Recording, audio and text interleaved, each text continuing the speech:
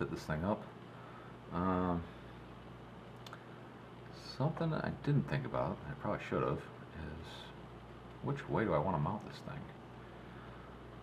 Do I want the UFL connector in the front or in the back? I guess it's kind of depend on how long your antenna is. I think the front is going to be where I want it. I'm eventually going to run this up one of the little standoffs it came with. I'm just going to hold that in place. I'm going to run it up. Yeah, I'm going to put it in the front. You can put it in the back if you want. It doesn't really make a difference. This, if you're new to this, you might be thinking like, well, I'm going to be covering up this much of the antenna. It's not going to be irradiating. Nah, that's not the case. There's just a little tiny bit of dielectric that's cut back right here. That's the radiating element, not this part. Nothing comes out of here.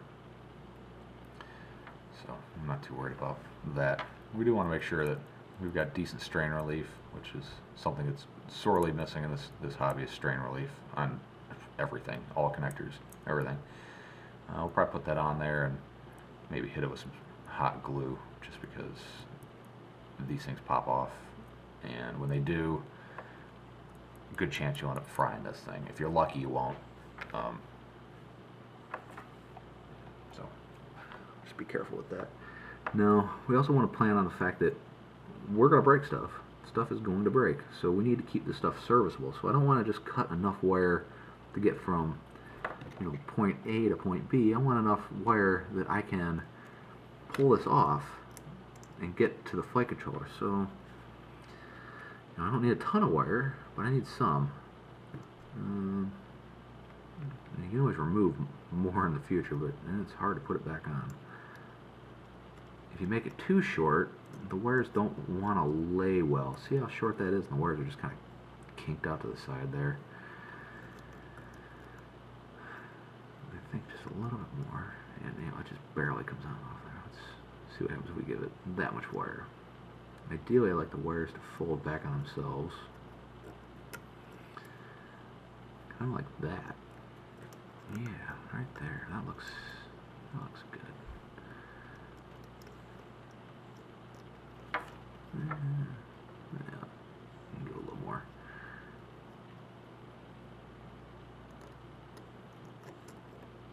There we go. That looks good. Kind of just mark up my fingernail right there.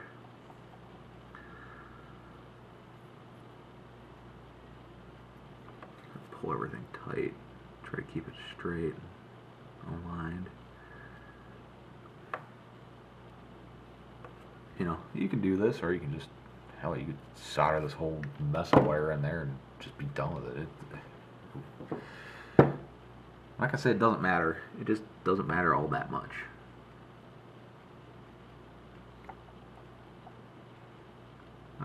There are really nice wire strippers that do a great job at stripping the stuff. If you already got them, that's cool.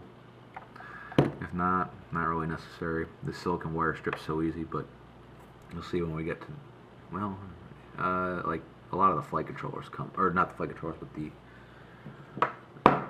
receivers usually come with pretty craptastic wire on them. I think it's a PVC coated, and they don't strip well. And when you solder them, the PVC tends to melt. So if you have 2 centimeters of wire showing, millimeters, I'm not even gonna try the metric thing. If you have a 1/16 of an inch of wire showing, and you try tinning it, you end up with a 1/4 inch of wire showing, just because it all tends to melt back.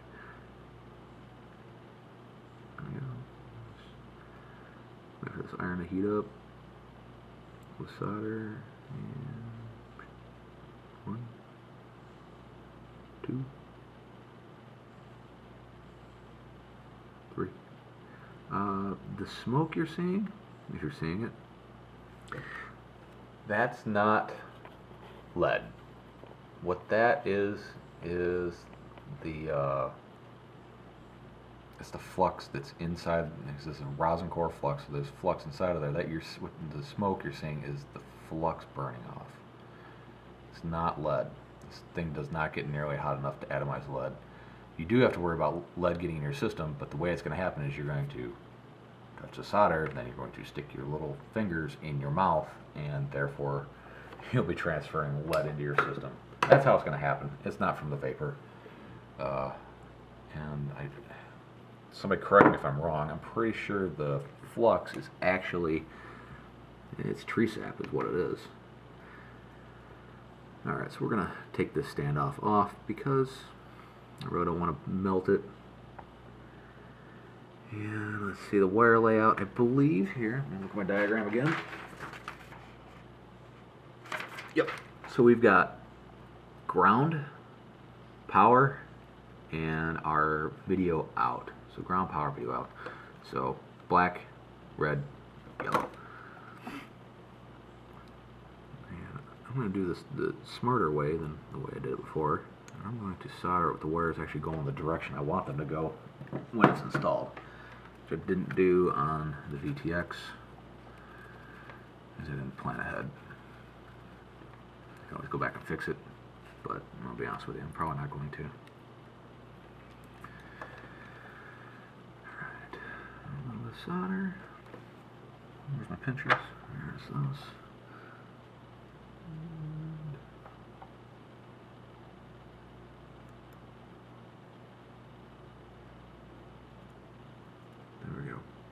Yeah, I hope you can see. This is why I go with a real fine point soldering iron. It's because these pads are teeny tiny.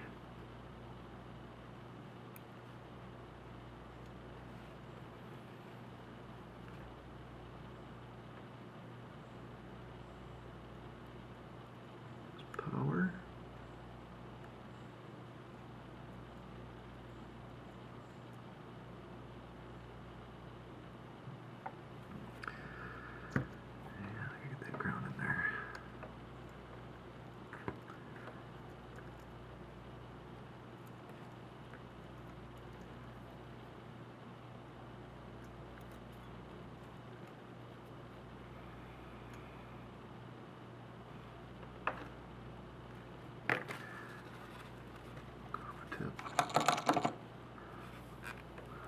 I don't know if that's off camera or not, but that rattling noise you're hearing is this nice little bottle of isopropyl alcohol. It's got a little top on it. When you press on it, it shoots a little alcohol up into the little reservoir. It's great when you knock it over because it doesn't spill. Well, at least you don't spill a lot. You just spill what's in the top.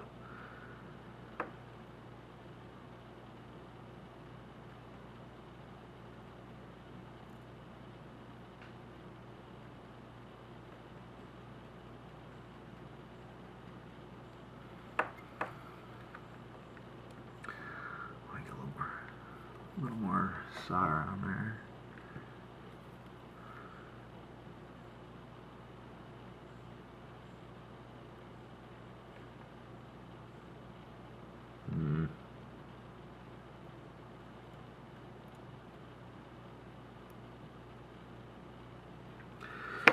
Iron is not absorbing the solder all of a sudden. It's got a bunch of oxides built up on it. And it's kind of the downside to a skinny tip, is they seem to get oxidated. They get crappy quick. Let's do this again.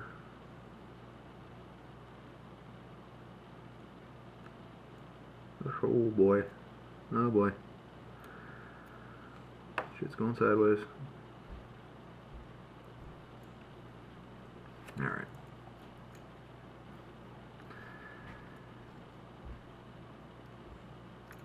Let's get you back in there. These pads are so small. They're so close together. If you were a novice and you come out of this one successful, you can solder anything. Believe that.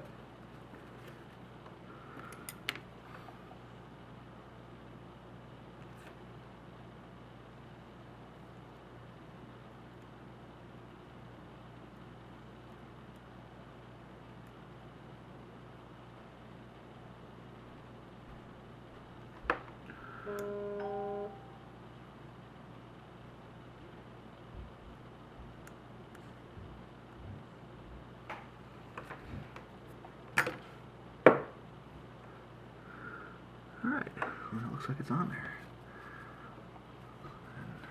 Clean that up.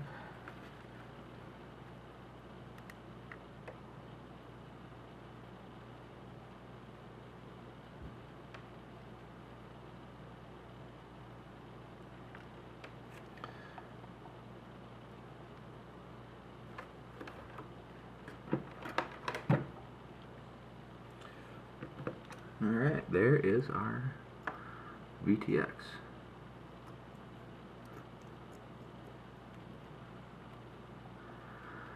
I'll put our standoff back in.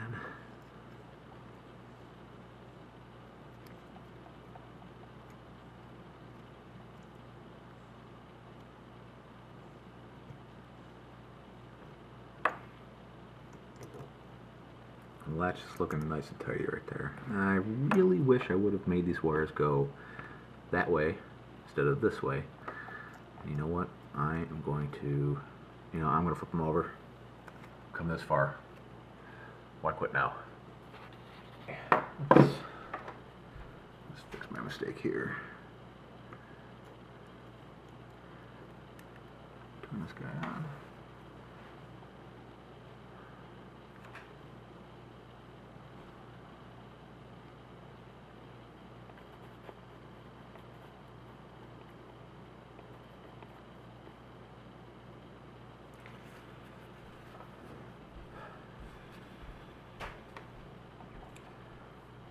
By the way, I'm not using the power supply that came with this soldering iron. I'm just using an old 12-volt power supply from a router I had laying around. So I got a power supply in the house, and I got one out in the garage for it.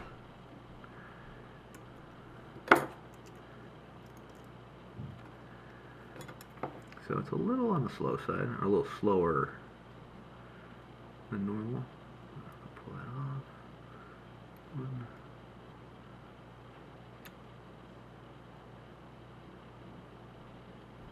2, and 3. Alright, let's this might be smart. Yeah, we'll do this. So we'll go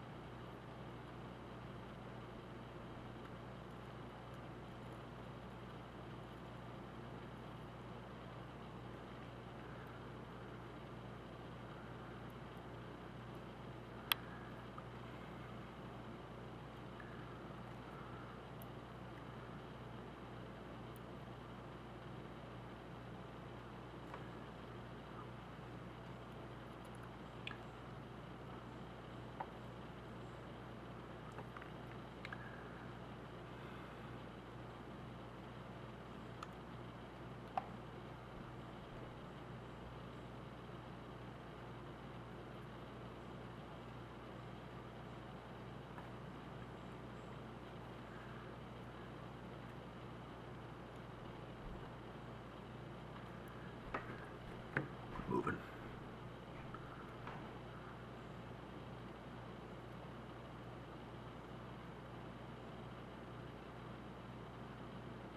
Here we go.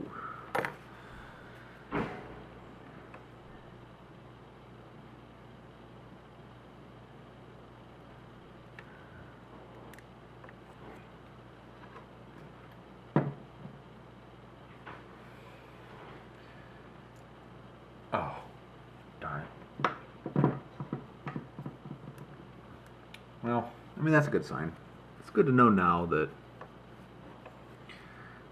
I had a crap solder. I felt like that was going to be a bad one. Just was hoping it would stick. It did not.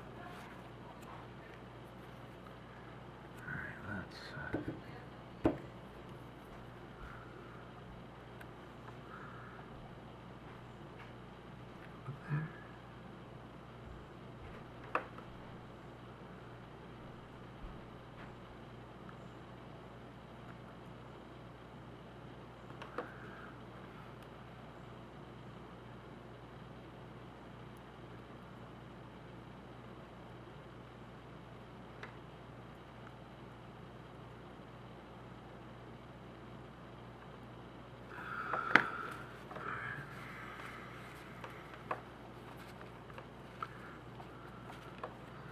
More solder.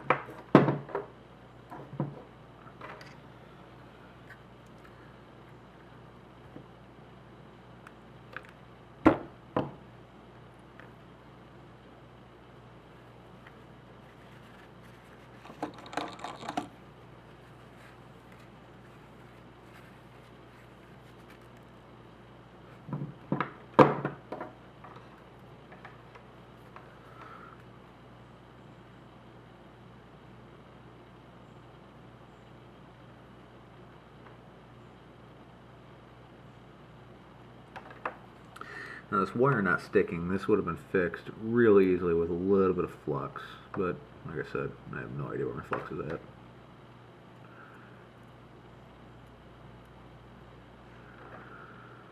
There we go, much better. Yeah, I'll fix you too.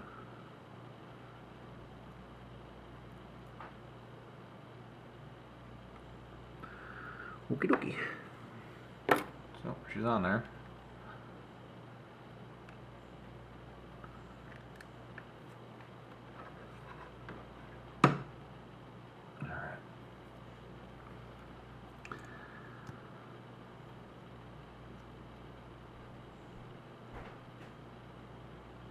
Can I just do that the wrong way again?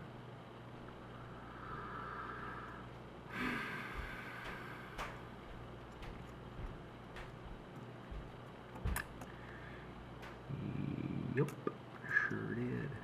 Alright. Yeah, okay, well, let's do this again. Well, I do it right the first time when you can do it right the second time. Or in this case, the third time. I'm probably going to edit all that out of there.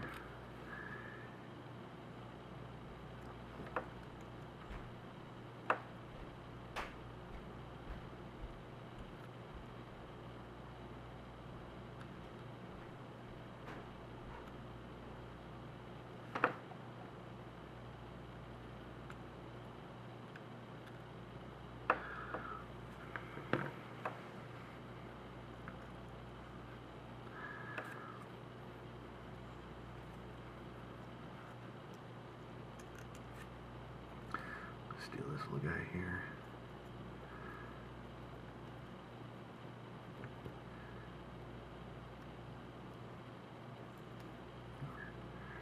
I'm going to use this to hold this board in place.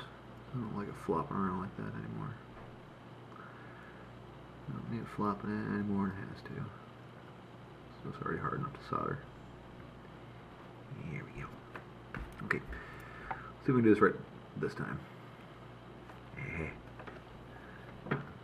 And board.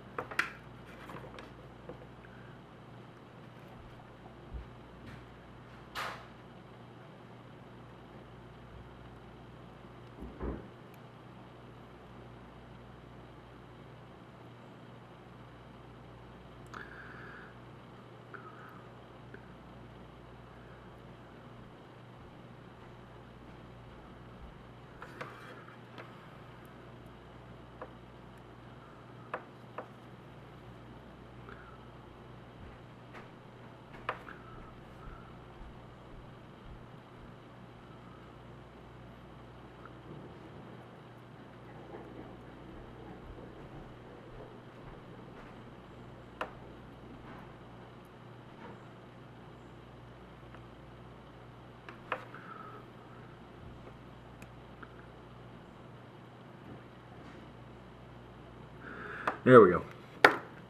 Now we got her.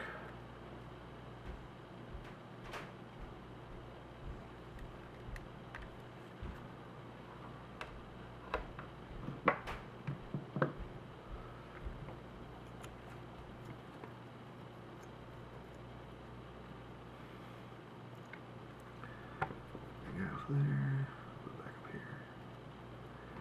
Now, another thing that we can solder to the board is a beeper. But with Betaflight 3.2, you really don't need one. They have it so you can enable on a switch to make the ESCs beep. You know, a model this big, and it's not very loud, but it's something. It's something. It's more than nothing. I've been thinking about putting a beeper on this one, but really kind of low on real estate. Frame's pretty small. If I wanted to put a beeper on there, it'd be off of, let's see, it would be this pad and this pad. So 5 volts, and then one that says negative BE will go there.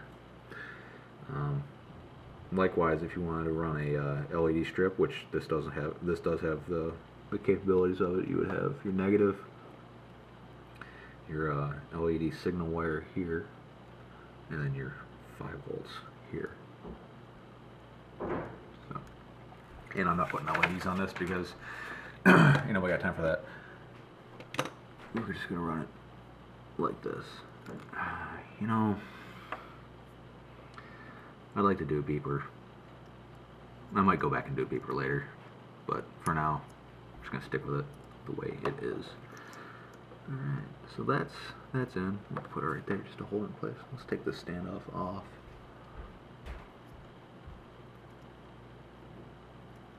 Alright, next is this guy, your receiver.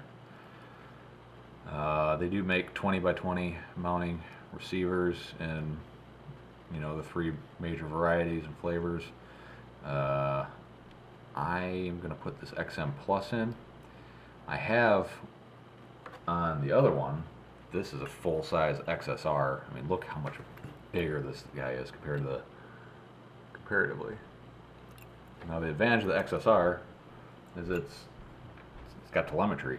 You can program your PIDs and all that stuff through a Lewis script on Taranis if that's what you're rocking. I do have a Taranis, one of the QX7s. Really like it. It is a fantastic value for a value item. But this does not have telemetry on it. So that's why it's so much smaller. But I have already ordered a couple of the R XSRs, which is a full telemetry XSR. It's basically an XSR, but it's this big. It is freaking tiny.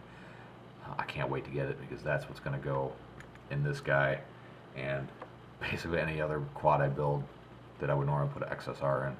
It's going to get that guy. Can't wait till it shows up. But pressing on, we're going to finish this guy. So we need to wire up our XSR.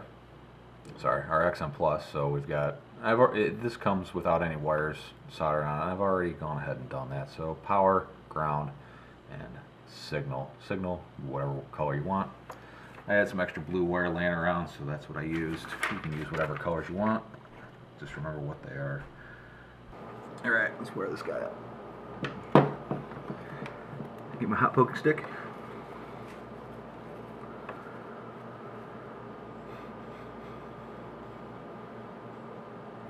Now with this one, I'm not going to have the wires going in. I'm going to have them coming out because it's definitely not going under the board. It's definitely going to go outside of it, outside of the stack. So we'll wire them up the other way.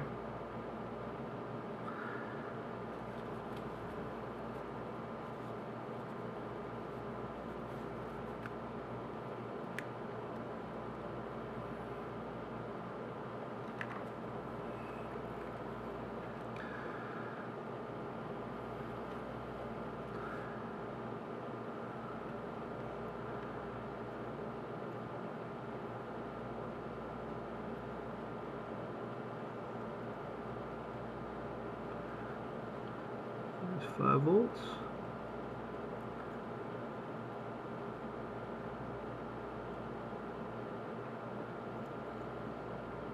S bus and ground.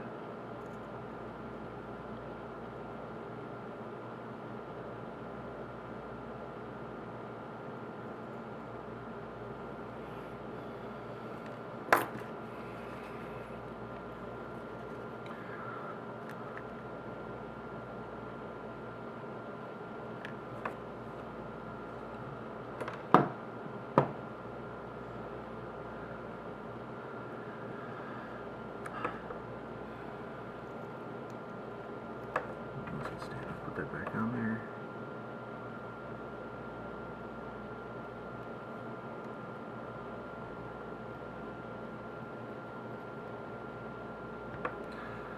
Stand up on there, put that guy in there. Oh man, I'm really getting torn up about this. It's not having a beeper thing.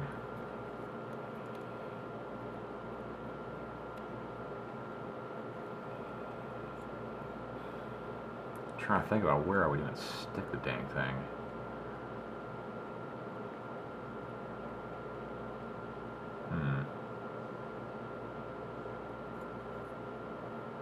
Where to put the beeper?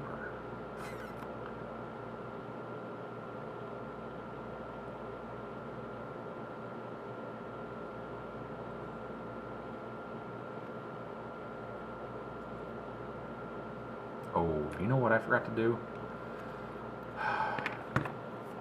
This guy. Dang it.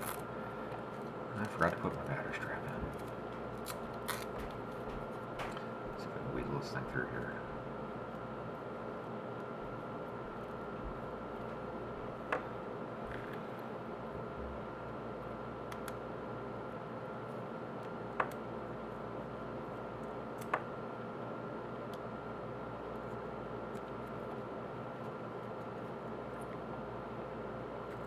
Hey. Not too bad. I'll be honest with you guys, I really don't like these types of battery straps, but this one seems to be better than the other ones I've ever had to deal with. So I'm gonna give it a try. See how it works out.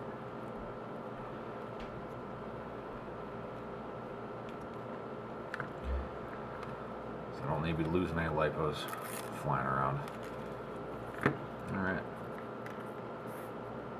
But this is nice. This is a lot nicer than a lot nicer than any other ones I've ever used. Alright, that's good.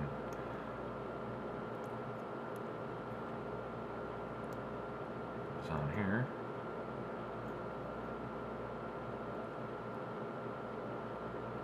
Big fat fingers on there.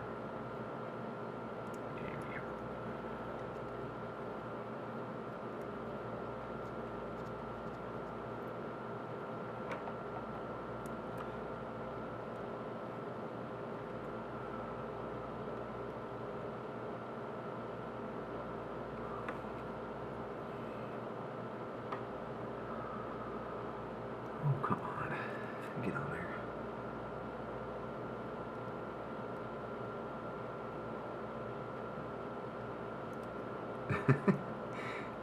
It's almost comical how hard of a time I'm having putting these stupid nuts on.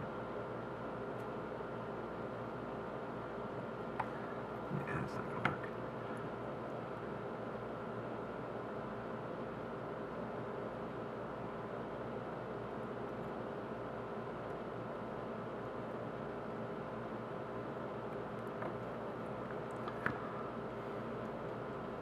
Hope you're all enjoying watching me struggle with this.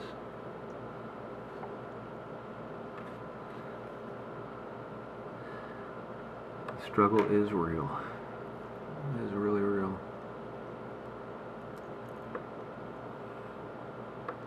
There's another tip. If you drop any hardware, especially metallic hardware, and you can't find it, check your motors.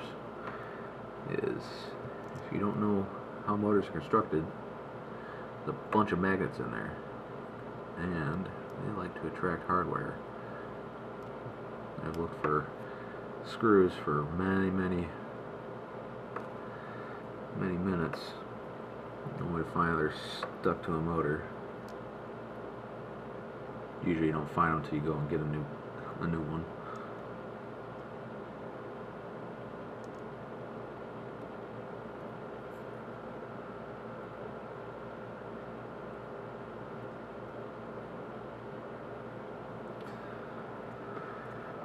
Oh boy, like I said, cross has better no thread, right?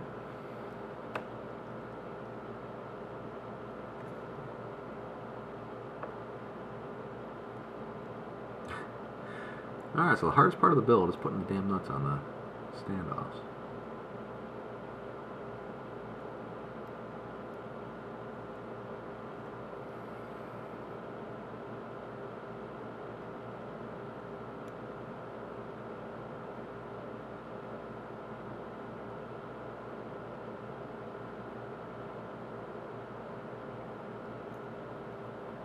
Really? Come on.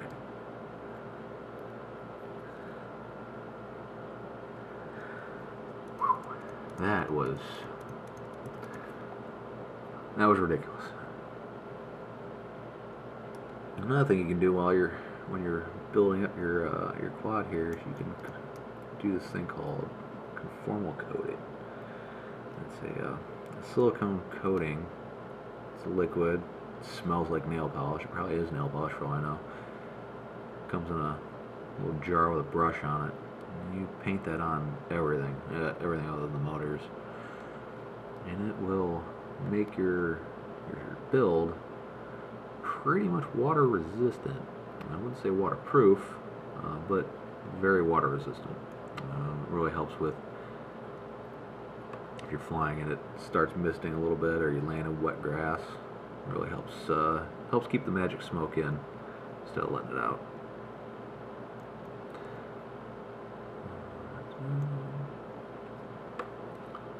There's a lot of angry pixies in those lipos. You want to keep them in. You don't want to let them out.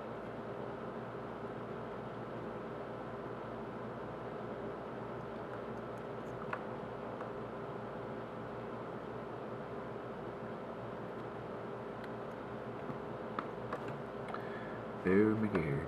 This is taking forever.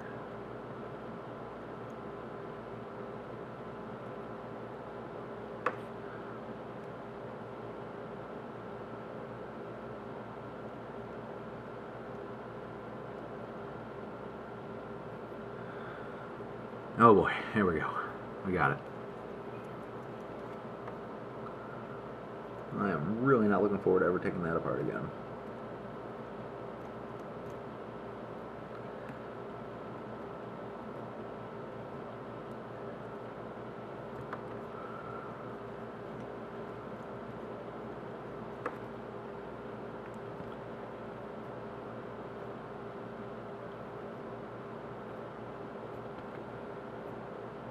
These aren't easy to tighten down either. I don't know how many sockets will fit. And on top of that, if you did put a socket on them, you'd probably just break them. It's all nylon, plastic, nylon, plastic, nylon, something like that. So you don't really want to tighten them down too hard. You just want them snug. There we go. That's that. Okay, time to put that bad boy on. Along with these guys, that guy, and this guy, and this guy, that, this. So we're almost done. Yeah, probably not. Okay, so let's go ahead and get the front of our frame together. And the way I've been doing this is I just put it in there and I just kind of pull. There we go. Very nice, very nice. And what I think I'll do is I'll get my room cam installed here.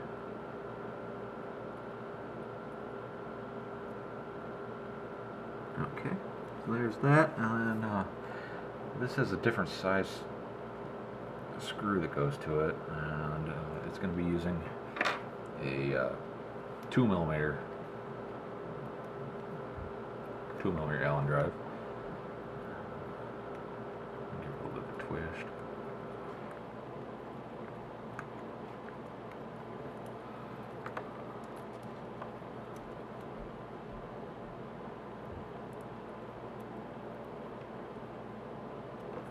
Just nice and loose. No reason to really tighten it down now.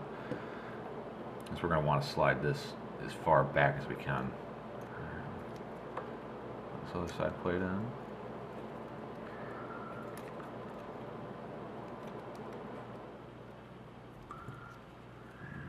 Got a pull. There we go.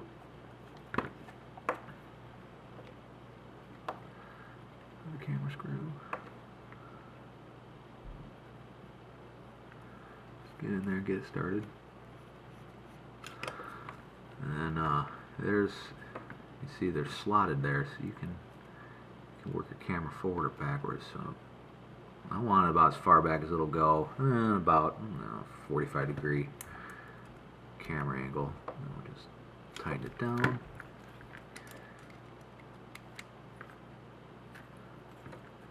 I'll make sure it's straight too,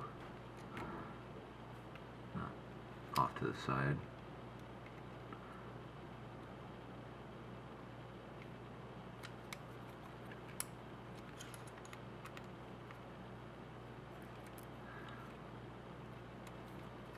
Now, just remember, these are all really small screws, so you don't need to really reef down on things. If you do that, you start breaking stuff. Alright, put this guy on here. Just want to be really careful when you put these on. Just line it up. Make sure it's all in focus. Line it up nice and straight. And push straight down on it. Not to the angle, not to the side. Straight down. And they require a ton of force to install in the beginning.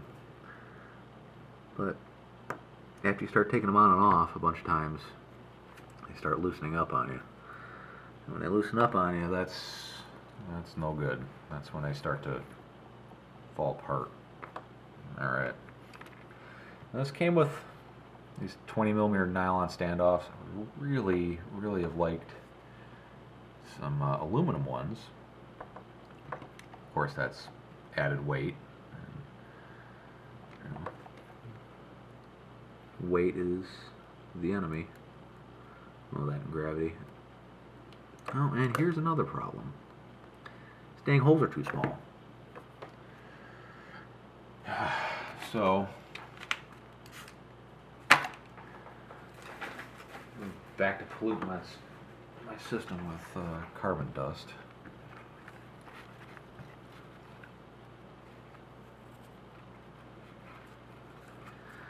Something to keep in mind is carbon is conductive. Carbon fiber is conductive. Carbon fiber is made of carbon. So I want to be careful.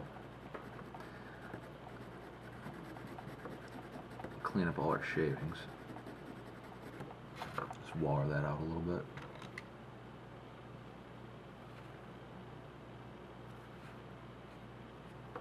Or a lot of it. Jeez.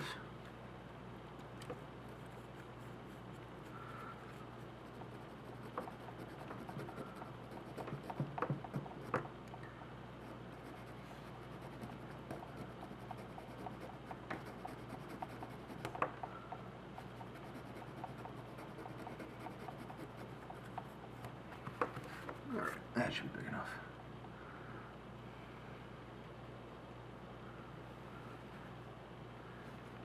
Here we go. Perfect. And before we get carried away, I better check the rest of them. Yep, too tight. Well, that's fine. So's that one. What the heck's going on here? Alright, so you saw it here. It's there is a little bit of production issue with these things. But like I said, sample of one. Well, two. I got another one that was just fine. This one, not so much.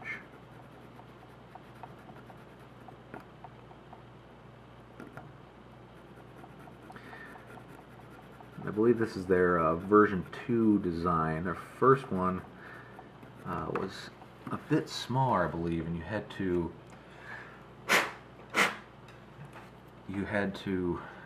cut the ends off your props, otherwise they would hit. But it would only hit like during really high power maneuvers, you know, pulling out of a dive or taking off pretty fast. Okay, so I got that in there.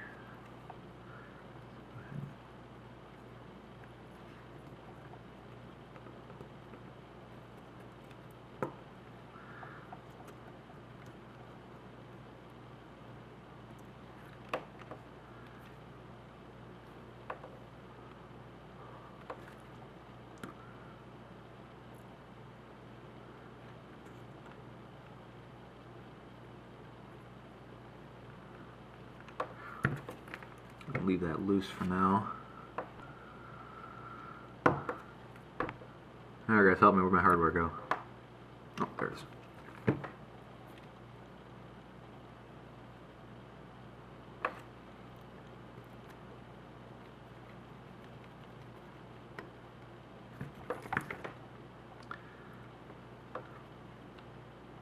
Tighten that guy down. And I'm going to put this one in.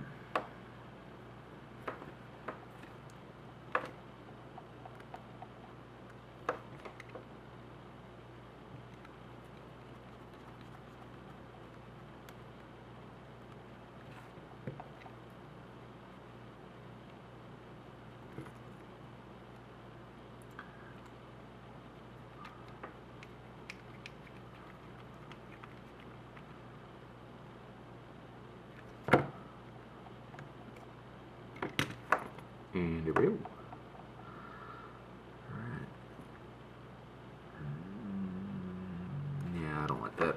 I'm going to go underneath that standoff with the sleeve dipole.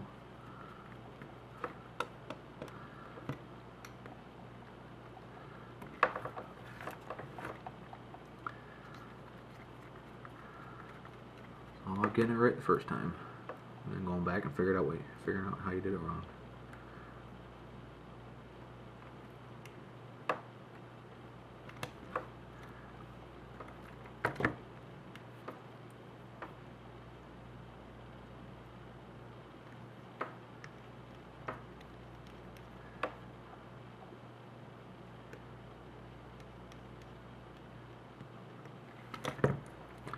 The reason why I'm deciding to go underneath is I think it's going to help keep the stress off that UFL connector. So that little guy's going to need as much help as it can get. The other thing I could have done is I could have went forward with it and up the front.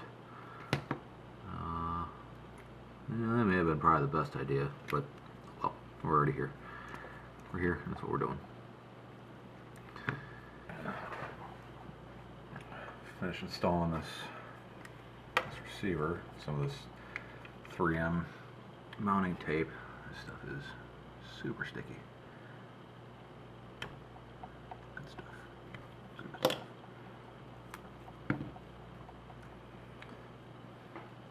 It's a little much.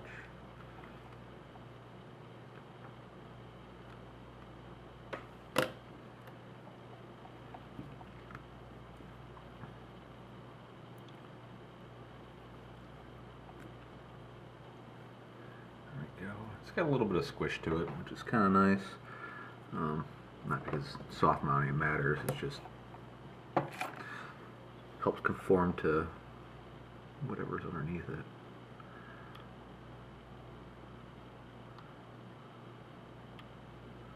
It's kind of hard to peel off.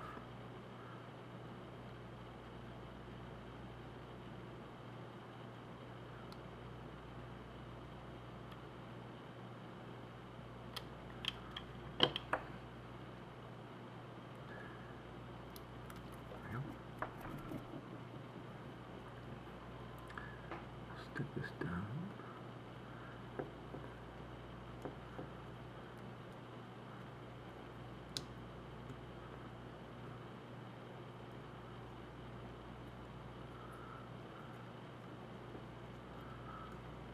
There we go. Good to go. Alright, I'm gonna deal with these guys. I'll figure out what to do with them. I think I'm gonna use some zip ties and some heat shrink. It's not the fanciest way to mount these things, but it sure works. But you know what? I'm gonna run them underneath this, just like the VTX antenna.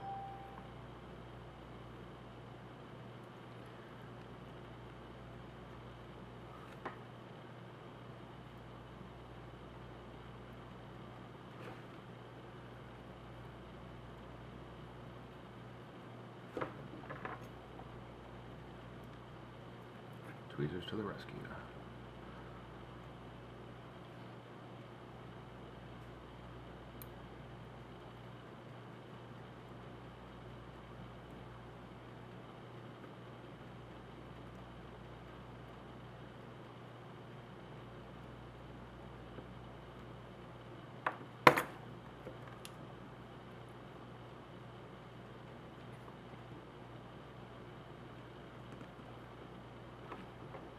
Dang it. Get in there. There we go.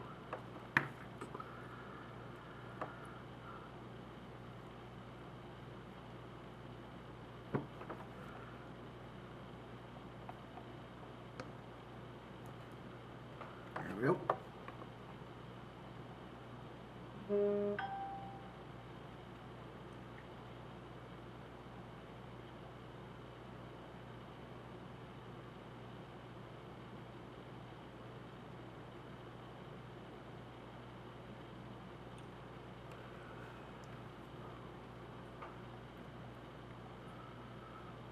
Alright. That kind of covers up the display a little bit, but who cares? Should be fine.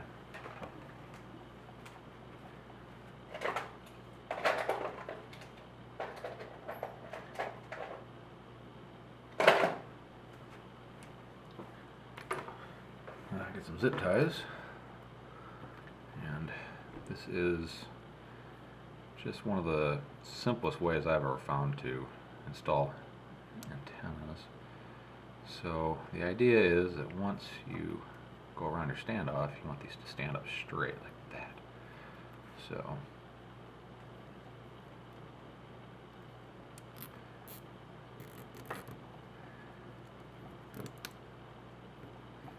nice and tight.